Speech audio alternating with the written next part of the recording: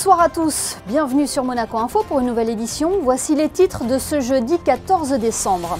La lumière de la paix fait escale en principauté, allumée à Bethléem en Cisjordanie il y a quelques jours. Cette lanterne symbolique sillonne l'Europe pour véhiculer un message de paix. Reportage à suivre dans quelques instants. La jeune chambre économique de Monaco fête ses 60 ans. Au fil des années, le mouvement aura réussi à s'adapter avec son temps, aux attentes, aux ambitions et à l'intérêt de ses membres.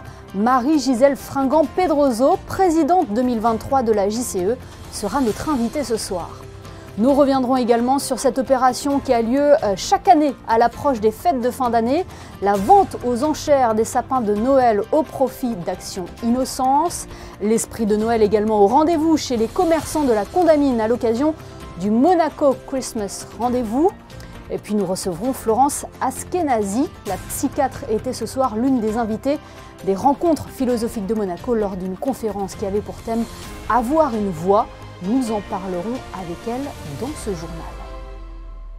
Mais avant de développer ces titres, regardons ensemble ces images tournées ce matin. Leurs Altesses Sérénissimes, le prince Albert II et la princesse Charlène ont participé à la traditionnelle remise des colis de Noël de la Croix-Rouge monégasque. En début de matinée, le couple princier a assisté à un spectacle orchestré par les enfants de la crèche Rosine-Sans-Maury à Fontvieille et ont distribué un cadeau à chaque enfant. Par la suite, le prince et la princesse sont allés à la rencontre de bénéficiaires au siège de la Croix-Rouge monégasque et leur ont offert des colis de Noël à l'approche des fêtes de fin d'année. Intéressons-nous à présent à cette tradition autrichienne qui date de près de 40 ans. Créée en 1986 par l'ORF, la lumière pour la paix est chaque année allumée à Bethléem en Cisjordanie avant d'être confiée à un jeune scout. Elle a pour objectif de sillonner l'Europe afin de véhiculer un message de tolérance. Ce symbole de Noël est arrivé ce mercredi à Monaco où il a été reçu par le couple princier au palais. Le reportage d'Émilie Terrasson et Alban Gingembre. Le jeune Michael Putz a apporté la lumière de la paix hier. Cet Autrichien de 10 ans a été choisi en raison de son implication chez les scouts chrétiens. Leurs Altesses Sérénissimes, le prince souverain et la princesse Charlène l'ont accueilli au palais. It's a tradition in our home country in Upper Austria. Almost since 40 years, we get the light from the place where Jesus Christ was born in Bethlehem, bring it to our country and bring it to all over Europe and even to America as a symbol, a tradition for Christmas, but much more of this, a symbol for peace. And unfortunately, just in this year, it is very, very needful to have such a symbol. Une tradition qui tient à cœur des Autrichiens. Cette année, en raison du contexte israélo-palestinien, la lumière de la paix n'est pas passée par Tel Aviv, mais a été amenée à Amman, capitale de la Jordanie, avant de rejoindre Vienne. Every year we try to get in contact with a leader in Europe to bring the light of peace and to show it to the people of Europe that it's very important. And we are very glad and honored that Prince Albert was there and made this meeting with us. La lumière de la paix a été déposée par le prince souverain dans la crèche du palais. Et la lumière de la paix va poursuivre son itinérance à travers l'Europe. La Belgique fait par exemple partie de ses prochaines destinations. Un anniversaire à présent, celui de la jeune chambre économique de Monaco. Le mouvement monégasque fête ses 60 ans cette année. Il a été célébré hier soir lors d'un gala à l'hôtel de Paris en présence du prince Albert II.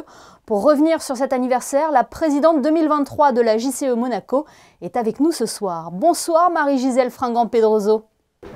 Bonsoir Émilie. Un compte rond comme celui-ci se célèbre toujours dignement. Que représentent pour vous les 60 ans de la JCE Monaco ? Alors, il représente un très grand défi pour l'année 2023 puisque c'était un événement qu'on célèbre. C'est un événement qu'on célèbre tous les 10 ans. On ne fête pas l'anniversaire de la Jeune Chambre annuellement, mais symboliquement, on le fait par dizaines. Donc, on a commencé l'année avec un événement international et on finit l'année avec un événement national, mais qui a quand même une petite envergure internationale puisqu'on a des invités internationaux qui étaient là hier soir. Ouais, cette soirée aura réuni notamment les membres actuels de la JCE, mais aussi les anciens. C'est un moment d'échange enrichissant, j'imagine. C'est un moment d'échange très enrichissant, en effet, puisque nous avons notre doyen des présidents, qui n'est autre que son Excellence Monsieur Bernard Fortrier, doyen dans la présidence puisqu'il a été président en 1973. Et les plus jeunes membres viennent de s'inscrire et de déposer leur dossier cette année en 2023. Donc je vous laisse faire le calcul. Il y a de belles années d'expérience à échanger et encore d'autres à développer pour ceux qui sont membres actuellement ou qui sont en phase de l'être. Selon vous, c'est un mouvement qui a réussi à s'adapter avec son temps, aux attentes, aux ambitions et à l'intérêt de ses membres, mais aussi à la conjoncture actuelle? Au niveau national, on a toujours su s'adapter. Je ne peux évidemment pas témoigner pour les années pour lesquelles je n'étais pas là, mais justement, le fait d'avoir encore ce lien très fort avec les anciens présidents, les anciens membres, les alumni, parce qu'il n'y a pas que eu les présidents, il y a aussi les anciens membres, les alumni, on a pu voir que voilà, la force de la Jeune Chambre économique, c'est d'être agile et de toujours pousser ses limites et de toujours être en mouvement et de challenger le statu quo. Le statu quo était une chose bannie dans notre mouvement. Quel rôle justement joue la JCE d'ailleurs dans le paysage économique monégasque? Alors nous avons des membres qui nous représentent auprès des institutions et auprès des autres organisations telles que le Monaco Economic Board ou encore le Conseil économique, social et environnemental. Oui, sa voix aussi est écoutée par le gouvernement princier ou le Conseil national aussi. Hein. Tout à fait. On bénéficie de leur soutien sans faille. Et récemment, j'ai l'honneur de vous informer que nous avons été sollicités par la Direction du développement économique pour participer à un benchmark des aides aux entreprises et entrepreneurs de la Principauté, ce qui est pour moi et pour le mouvement une belle marque de confiance et de synergie. Et vous ressentez à travers vos actions, à travers vos membres également, que Monaco reste un territoire très attractif? Pour les jeunes entrepreneurs, oui, il l'est de plus en plus. Tout d'abord parce que ça y est, ça fait déjà un petit moment, mais la société à responsabilité limitée est autorisée, puisque à l'époque, à la création du mouvement, ce n'était pas le cas. Voilà, il y a eu des évolutions, il y en a toujours, qui sont encore en cours de finalisation. Mais voilà, on a des membres qui sont volontaires pour faire bouger les lignes, pour donner le feedback, un retour d'expérience aux institutions, soit directement aux institutions, soit via la Jeune Chambre économique de Monaco. Et effectivement, on œuvre pour faire bouger les lignes et s'adapter chaque année au mieux sur le territoire.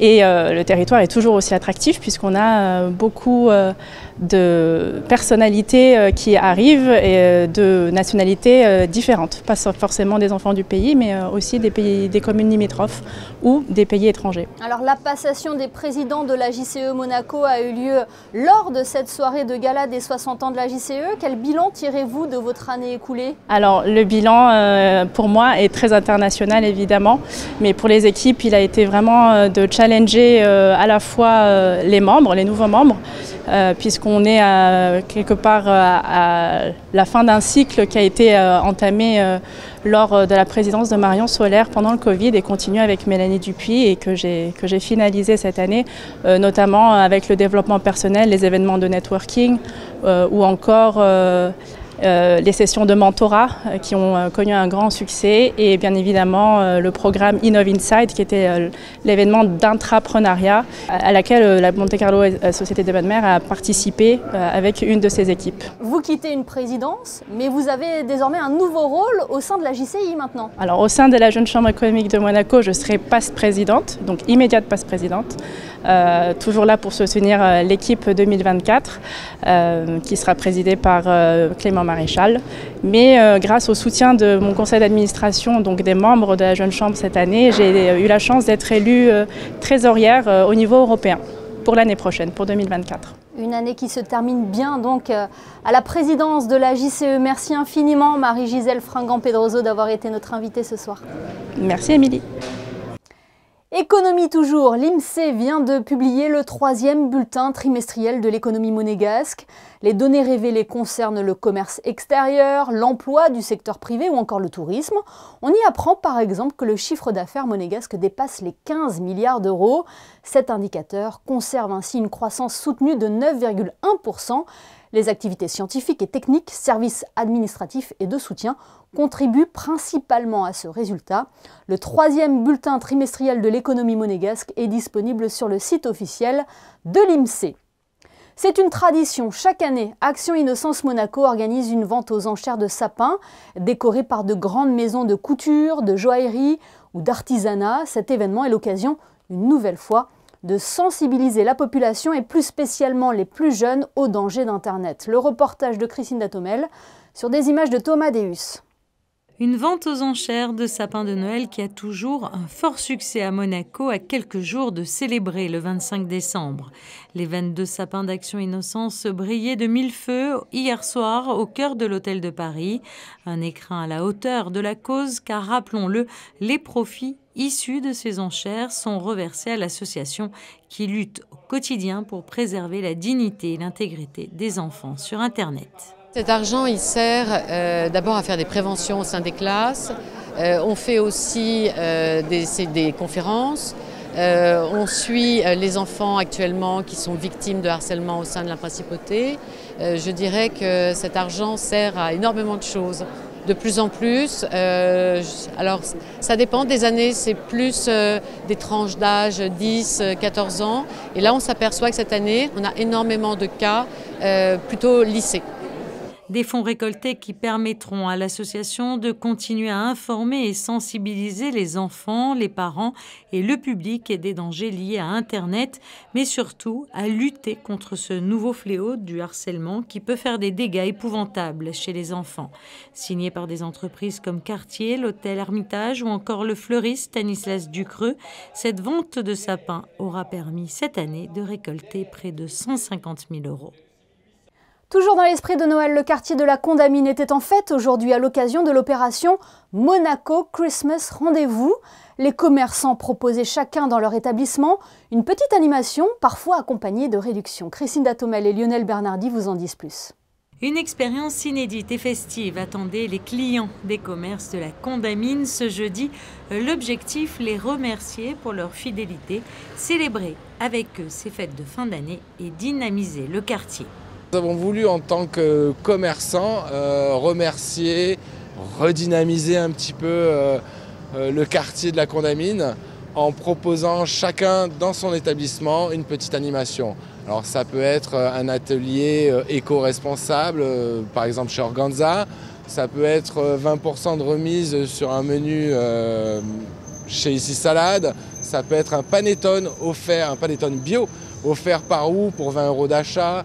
Ça peut être 15% de réduction à partir de 150 € d'achat dans ma boutique à Maison Noire.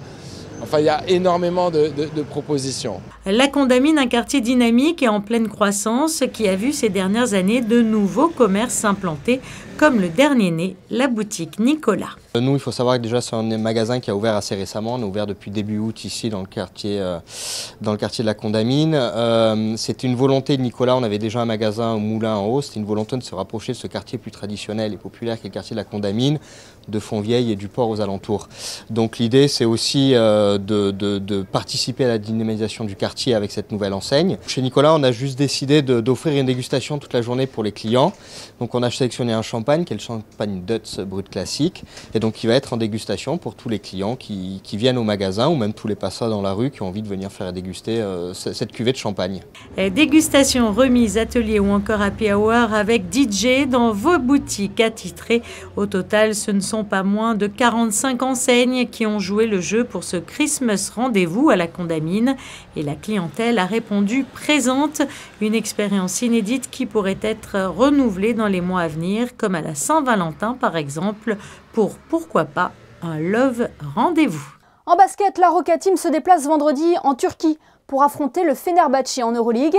Avant le début des rencontres de la 14e journée, Monaco est 4e au classement alors que le club turc, 12e, est dans la tourmente. Son entraîneur a été démis de ses fonctions. Il a été remplacé aujourd'hui par Sarunas Jasikevičius, l'ancien coach de Barcelone. Un élément à prendre en compte et qui ne doit pas déstabiliser les Monégasques. Fabien Bonilla et Thomas Deus ont assisté à la conférence de presse d'avant-match juste avant le départ de l'équipe pour Istanbul. On écoute Peter Corneli et Sacha Obradovic. Ça fait toujours un électrochoc, ça c'est évident. Quelle que soit la situation, c'est toujours un changement. Et d'ailleurs c'est souvent aussi un peu pour ça que les équipes font ce changement, parce qu'en général ça fait un gros électrochoc au niveau de l'équipe, avec un nouveau coach qui arrive. Donc voilà, ça fait un changement, ça c'est clair, et il va falloir être très sérieux et puis encore plus appliqué, parce qu'il faut s'attendre à un match qui va pas être facile là-bas.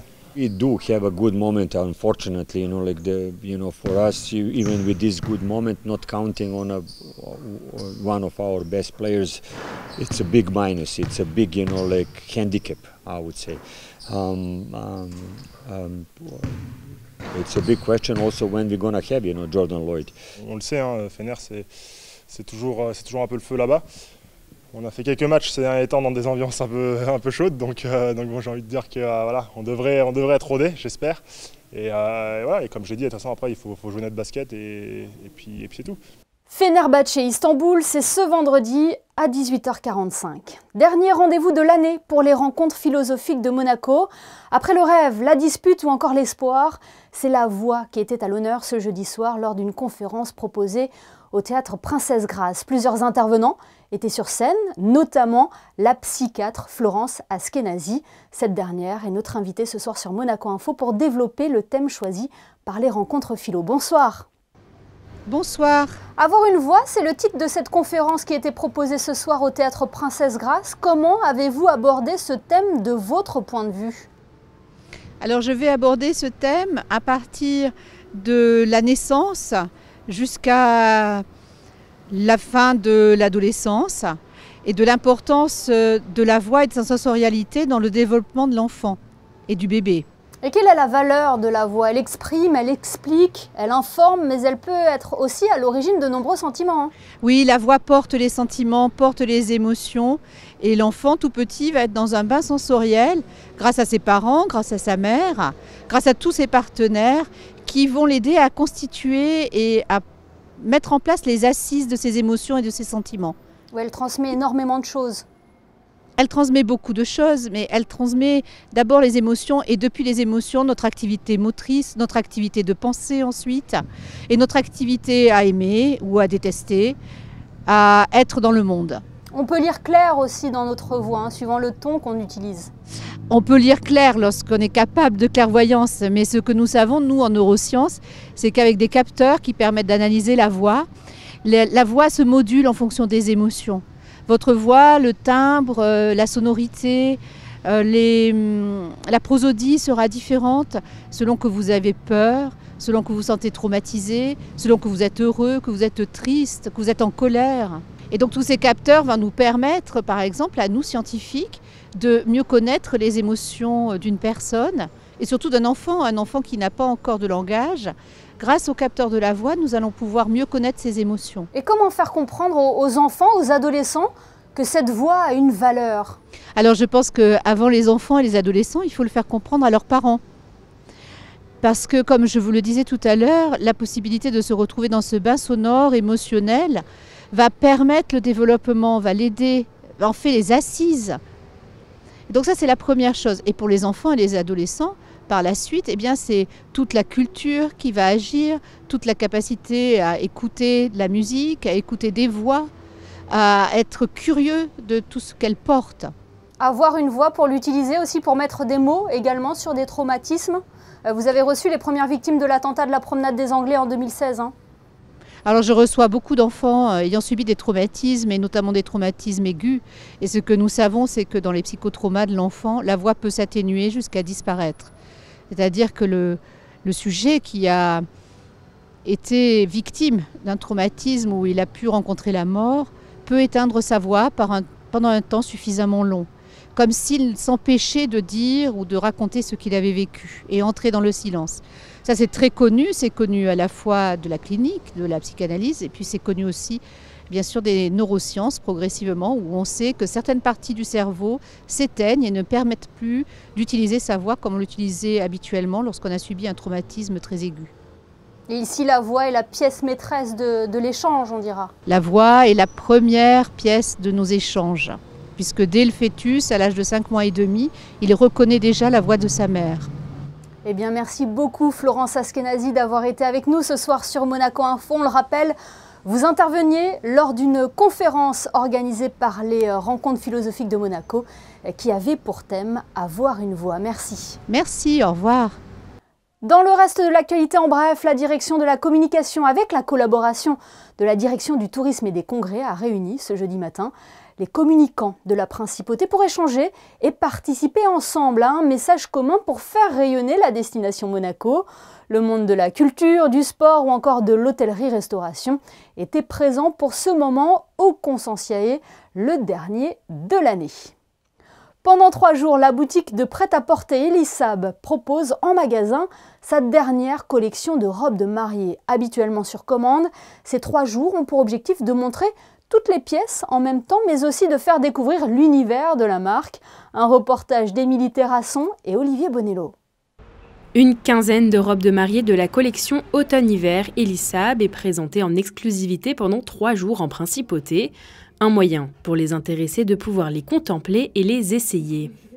On va trouver une gamme de la collection complète où les mariés vont pouvoir venir et choisir les robes qui pourraient leur convenir. Je trouve que la collection a une robe pour chaque genre de femme et chaque genre de mariée. La boutique se transforme en showroom pour l'événement et propose un accompagnement personnalisé pour chaque femme. On étudie un peu les tendances, on est très proche aux mariés et on sait un peu les différentes demandes que les mariés pourraient avoir en style. Et on reflète ça dans la collection, mais tout en gardant le DNA de Elisab qui en fin de compte reflète le DNA de Elisab dans la couture. Chaque année, 2 collections de robes de mariée sortent. Celle-ci est donc disponible en ce moment en principauté, puis par la suite sur commande. Ce journal touche à sa fin. Avant de nous quitter, rejoignons Vanessa Dessy pour les prévisions météo. Bonsoir Vanessa, quelle est la tendance pour la journée de vendredi ? Bonsoir Émilie, bonsoir à tous. Le temps restera très agréable avec du soleil toute la journée. Les températures seront de saison, elles iront de 9 à 15 degrés. Le soleil se lèvera à 7h55 et se couchera à 16h55 et nous fêterons les Ninons. Merci Vanessa et merci à vous de votre fidélité. Les photos de fin de JT ce soir vous emmènent à l'Hôtel de Paris vivre les 60 ans de la Jeune Chambre économique de Monaco. L'occasion pour vous rappeler que le podcast de Marie-Gisèle Fringant-Pedroso, animé par Geneviève Berthy, est toujours disponible à l'écoute sur toutes les bonnes plateformes en ligne. Les photos sont signées ce soir, Manuel Vitali. Demain, retrouvez Julia Vial pour votre JT. Passez une très bonne fin de semaine sur Monaco Info.